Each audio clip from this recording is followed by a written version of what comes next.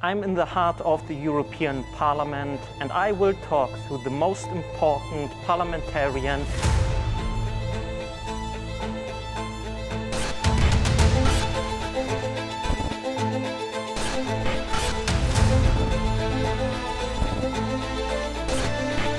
Hello, we are excited that we are sitting together with one of the MEPs who has strong economic views, but also strong views regarding international politics.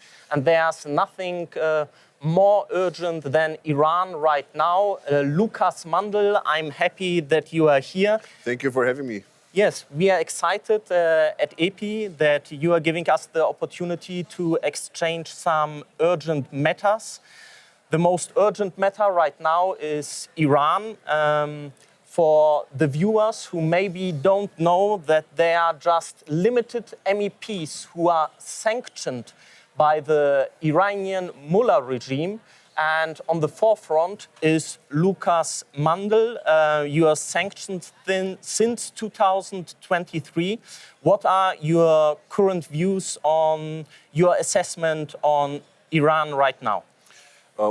Thanks again for having me. I have been sanctioned since January 2023 for obvious reasons, in my view, because I have been standing, like others too, for dignity in the region against this oppressive regime, against women, against everybody, violent regime to the inside, violent to the outside, financing terrorism worldwide. Threatening not only the region, but all of us, even with the attempt to develop nuclear weapons arsenal. So I had a clear stance on that, and I think that's the reason why I have been sanctioned by a regime about which we might say in not such long time from now, the former regime of the Iranian state, the Mullah regime. But it's not so important that I would have been sanctioned. Important is that the Mullah regime will be overcome, and this is at the moment a probability. We must remain, I would say, very serious, very also cautious, also because of civil casualties on all sides. We must not underestimate that, and we have to address that, I think, every day when we talk about the issues that each civil casualty is one too many. At the same time, to overcome the regime is what the majority, I would think, of the people of Iran want, and the future can be bright. The future can be bright, yes. You also said the former Mullah regime, maybe potentially the former Mullah regime. Why you are using this term former?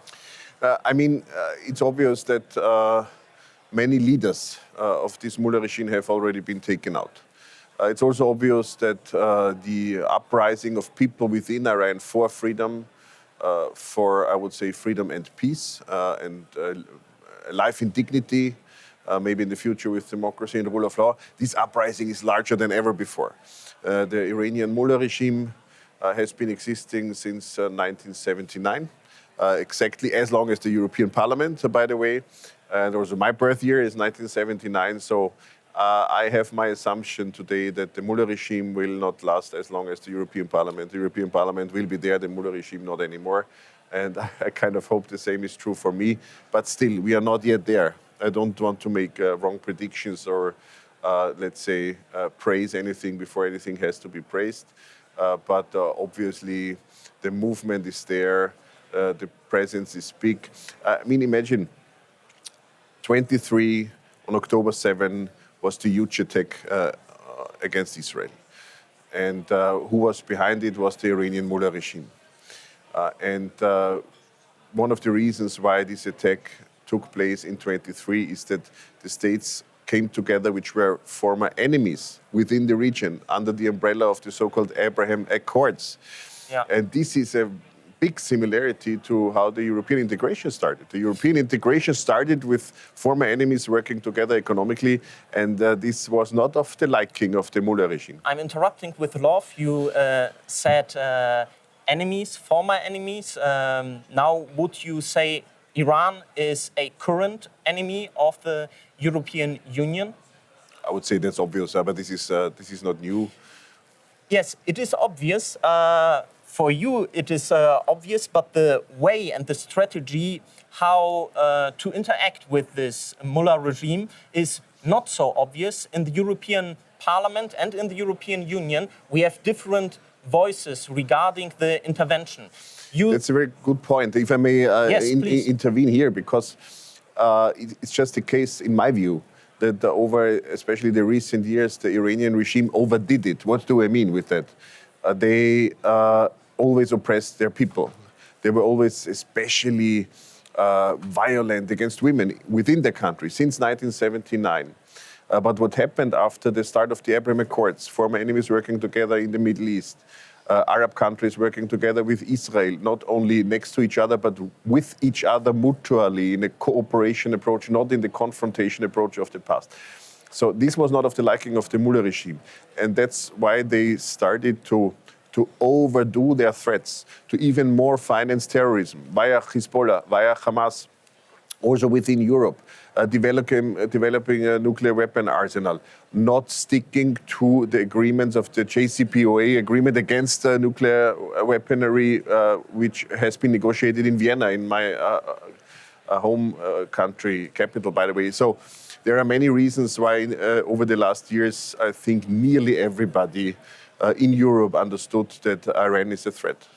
Yes, Iran is a threat, but the way how to handle this threat is perceived in Europe differently. We have, for example, from Norway and Spain, pretty harsh arguments against this kind of intervention. What you are saying to also people in the European Parliament, but also leaders in other states who are attacking the intervention. When it comes to this member state level, I have to say I'm happy that the Prime Minister, head of government of Germany, one of the largest EU member states, Friedrich Merz, as the Chancellor of Germany, clearly expressed that now is the time to support our allies, and not for these political remarks that were there and maybe will remain to be there. Everybody who knows me knows I'm a strong advocate for multilateralism. I think this will remain important, also for international law. But the question is, where will things lead to if there would be no intervention? And the core question, let me say this only thing, the core question is it something from outside only, or is it something supporting an uprising by the people of Iran from the inside? And it's clearly the second. It's clearly the military support from outside for something that's already has been growing in the country for many decades, but now is stronger and larger than ever. And this kind of support is also an obligation. I'm interrupting with love here. We were talking about how others are viewing it, and you said also you oftentimes are advocating also for human rights. Now, other members of the European Parliament and other groups are saying, okay, it's a dark history it's a milestone of dark and black history for international rights because of this intervention. What you are saying to them? I mean, we had it in the past. In the very core of Europe, in the Balkans, the war has been ended via an intervention, in that case also by the United States, by NATO forces led by the United States. I have another concern, and that's much bigger and much more important, and this is where Europe more comes in, because Europe is not a military force in its entirety. We have strong armed forces within some member states and from some member states, but we don't have it on European level, as we all know, for obvious also legal reasons. It's impossible for the time being. But what's after the change? And let's assume there will be a change in Iran, there will be a regime change, there will be maybe a pathway not only to freedom and peace, but to democratization and rule of law. Who will help this pathway? To my humble opinion, the United States and the United States-led forces in the past, for example, in the core of Europe and the Balkans, were good in establishing a war to end, a finish of a war, but not that good in preserving a pathway towards democracy and rule of law. And this has to be the European role. The European role has to be an active one, not only complaining or commenting from outside, but really contributing positively to this pathway after a possible change. And how could the European Union contribute right now? What could be concrete actions? I mean, we have so much experience pretty recently in Eastern Europe in changing a system from autocracy to democracy. One has to see that Iran has a society with good skills, high education standards. So we have very good preconditions for the outreach to people of Iran. There are many people who want a change in Iran, who are from Iran originally, living in Europe and elsewhere. We can help them in order to contribute positively to their country and their society. So the European knowledge is huge. We just have to contribute. Now, some people are saying, okay, yes, the leader of the Mullah regime, Khomeini, was killed during the intervention. And some are saying, okay, this is not how we deal with international law and how the US and Israel are acting. This is not our way. What you are saying to them? Two things seem to be most important, and I partly repeat them because I think they will be important to be repeated for the time being. First, is it support for people of Iran who do something from the inside? Yes. It's not a military intervention out of nothing. It's support for people who take a lot of risk for freedom, had a lot of casualties over decades, thousands and thousands every year of people killed by the regime within the country. So it's support from outside. Secondly, let's really stick to the very wise and responsible words of the German Chancellor during the weekend when the military intervention started there. I think he said it's not time to reflect on this or that aspect. In a legal sense, it's time to support the allies, because what about the time afterwards? What about how people of Iran will see Europe afterwards? Will they see Europe as a place where no help came from? Or will they see Europe as a place that conducted a way towards democracy and rule of law? So are people wrong who are saying this is a dark hour for international law right now? I think they would have a say, or they should be listened to if they reflect on a legal basis, academically, on the various aspects of the various legal aspects of the whole thing. I don't think that people of Iran who fight for freedom see this as a dark hour, and maybe we should listen to them. Thank you so much. Now you were talking about change and about freedom regarding Iran. Let's talk about change and freedom regarding the European Union. You are one of the voices who are very in favor of economic freedom. Your upcoming book, Freedom, will also be this year. I'm going to read it for sure. I would like to ask you, freedom needs also freedom to act across borders. Now we have the tariff policy of the US. What would be the European response on tariffs? Very big thing. First of all, you didn't put Iran and Europe on the same page, and I wouldn't do it myself. And yes. I just want to outline: Europe is in constant change, and Europe needs a lot of reforms, but on a very high level, because we have freedom and peace, and we inherited it from the generations before us. This is also the responsibility we have to hand it over to the next generations. Thanks for mentioning my book. The title in German language then will be What You Deserve, The Fruits of Freedom. This will be the title of the book, and I try to embrace the various parliamentary activities in that regard. When it comes to the economy, first we have a lot of homework to do within Europe.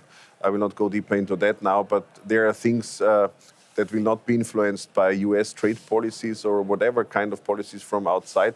These are our homework, and this is especially deregulation, debureaucratization, lifting burden from our small and middle-sized enterprises and all enterprises. Secondly, when it comes to tariffs, because this was your question, I think we will be kept in a limbo.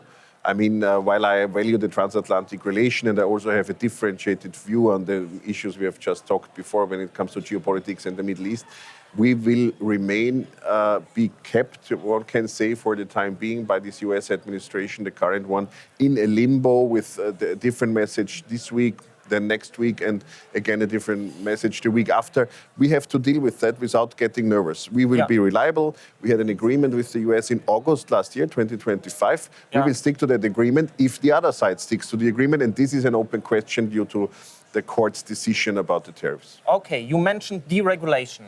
Right now, you also mentioned in one of your last LinkedIn tweets that there is a change coming in the European Union for economic freedom with new majorities. What do you mean by that? It's very clear. In 2024, the people of Europe have elected different parliamentarians. That's what democracy is about, the constant change also here. And the majorities, I would say, have swifted from more ideological approach to a more common sense-based approach. I don't think it's true what was a risk before the election and what was always addressed as a risk to have a swift to the extreme right. It didn't happen. The largest win was the one of the European People's Party, the very center of the European Parliament. The European People's Party has gained largest number of new seats. And now we have, let's say, slight, small, but still majorities for better policies. And this is what we have to use during this mandate in good negotiations in the so-called platform-centered groups. I would say there are 5 centered groups in the European Parliament. We should deal with them and seek for majorities among them. And that's what I try every day. And you are talking now about 5 platform-centered groups. Are you also seeing majorities, conservatives, working together with those to their right, like, for example, deregulation? One of the biggest deregulation packages, the omnibus package, was only possible through conservatives and those to their right working together. What is your view? I very much distinguish between the extremist groups, meaning the 2 right extremist groups and the 1 left extremist group. I don't think they can be reliable partners in this parliamentary endeavor. Also, due to the democratic elections, there are small minorities. And I have experienced myself, they do not stick to a compromise. They vote in the direction that causes most trouble, most chaos. So they are approached no matter what side of the chamber, left or right, the extremists want to cause chaos. Let me make only one important point here. Those are also the ones who have tabled several, left and right extremists, have tabled several confidence votes against the current European Commission. Now, as a parliamentarian, I have my disagreements with the European Commission, which is quite normal, and we make things better that come from the Commission with majorities in the Parliament, especially this mandate. But I distinguish between the left extremists and the Greens. The Greens are a regular group, and with many colleagues from the Greens you can properly negotiate with. And the same is true for the conservative group. They are not right extremists. They are people you can negotiate with quite as much as with Renew, Social Democrats, Greens. I say that from a EPP, European People's Party perspective. Okay, so let us now change a little bit into MFF. Maybe some people don't know what the MFF is. It's the multi-annual framework. Every 7 years we have big decisions about that. What you are saying to people who are saying, it's a little bit heavy, it's a little bit bureaucratic, how everything is organized. What is your viewpoint? Well, it's obvious. Yeah, I didn't address properly the omnibus question you have put on the table before, but it's connected. That's why I can address it now. Omnibus is the title the European Commission has chosen for deregulation and debureaucratization. I'm not that happy with this expression because it's not easy to convey, to translate it to the citizens of Europe. But okay, we have this title of omnibus, but the content is good. The content means to lift burden from our companies and to enlarge competitiveness, preserve our social welfare systems, jobs in Europe, investment potential, innovation potential within Europe. So that's all very good. And it's an ongoing process. We have achieved the majorities due to the before mentioned reasons to make it even better in the Parliament than the Commission had proposed it. This was true for Omnibus 1, Omnibus 4, so it becomes very technical here, but it's important for the economy. And when it comes to your question on the multi-annual financial framework, this is the very year. The year 2026 is the year when budgets in public entities are also called the policies kept in facts and figures. So this is the MFF. The MFF, the multi-annual financial framework, will outline for 7 years what the priorities of the European Union will be. And I very much advocate for a strong Europe to the outside, a strong geopolitical stance of Europe, to be pictured in this multi-annual financial framework, as well as economic strength and competitiveness. These things are absolutely interconnected. That means, of course, cooperation with all parts of the world, so would be reliable for that. So let us change now to the final discussion, because you are also in many committees regarding health. For example, the Cancer Committee and others. And what do you think now with the approach that is sometimes coming from the European Commission that seems to be a little bit paternalistic regarding health policies? Shouldn't those health policies be more policies where the decisions are made in the member states? First of all, Europe in its current shape is a very developed continent, has two major health issues, if you want to summarize it. The one is cardiovascular health, and the other is cancer, you have just mentioned. Both can be addressed first and foremost with prevention, knowledge, and a better understanding from early child life on of what preserves health and what's damaging, risking health. And this is something that requires every political level. The local level, the regional level, the member states levels, and the European level. I'm very much against centralism of all kinds. What you call paternalistic, this will not be a solution. But common European standards in that areas of cardiovascular health, of cancer, and other areas that might appear. We had a pandemic a few years ago only. So this will be a requirement for the European level to set common standards and to support also to achieve those standards. You just mentioned prevention. From your point of view, isn't it more important, or isn't it urgent that we press more on a prevention style healthcare policy than on a reactive healthcare policy system? I totally agree. This is what I meant, and this is what I want to underline in each and every regard. And shouldn't there also be private players more integrated, like the private sector? Shouldn't the private sector be more a part of the discussions of health policies? Well, I'm very much critical on the expression of private sector, because it sounds like there is everything and there is one particular sector which would be private. In my view, the right perspective would be it's private. I mean, economy, life is something private, right? And the public sector is contributing in many different regards, positively. Before mentioned all political levels also involved, from local to European level. But of course, it's in the end, it's innovation that develops in the private sector. It's academic research that would be triggered in the private sector, while I don't like the expression, but let's include, let's include the economy, let's include also the academic sector, because what's happening in innovation and research is as important as what's happening in the economy. And as always, politics can trigger it positively, but politics will not provide health to people. This would be a wrong promise. It can only be the promise to support the right things and to set the right strategies. And what do you think about health in the context of countries? Which country has, like, from your perspective, one of the best national health systems. So, for example, Sweden, we are also Swedish, Stockholm-based. We have regarding, we talked about cardiovascular, we are number one regarding smoke-free country, because we are using, for example, nicotine pouches and other products not to smoke. And what is your take?